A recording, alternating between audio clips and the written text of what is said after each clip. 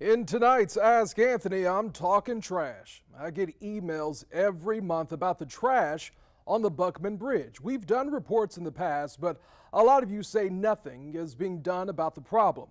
Last week, Dan emailed me, and his email is about to pop up here. It says, "Hey Anthony, when's the last time you crossed the Buckman Bridge? There's so much debris on the side of the bridge that it's just a safety hazard out there." And Mark sent me this email. It says, "Anthony, here lately, the Buckman Bridge has become an eyesore."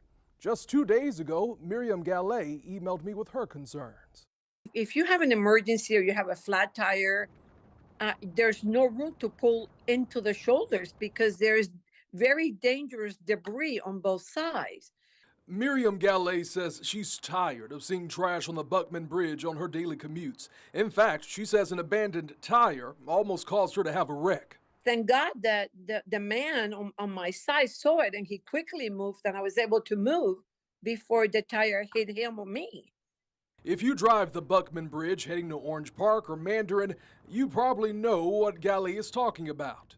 Mattresses, broken chairs, broken cabinet. She's telling the truth. Take a look at this video of a broken chair I saw on the side of the bridge. And I'm just wondering if there's anything that you could do because obviously residents, concerned citizens' phone call to FDOT are not enough.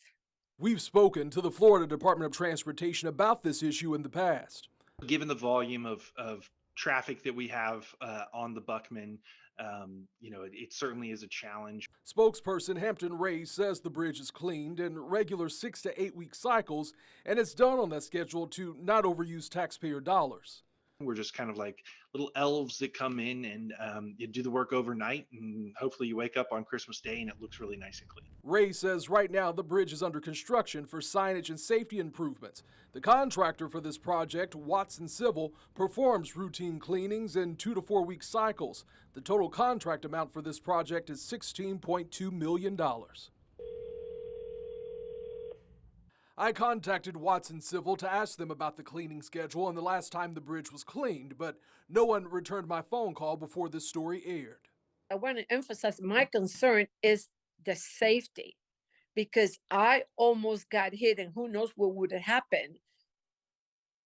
And I want to emphasize Watson Civil, they're just responsible for the cleaning in the areas where they're doing construction. Gallet texted me this afternoon and said she drove over the Buckman Bridge today and it was the cleanest as she's seen it in years. She just drove over it yesterday and she said it didn't look like that. I contacted the Department of Transportation yesterday and let them know I was working on this story.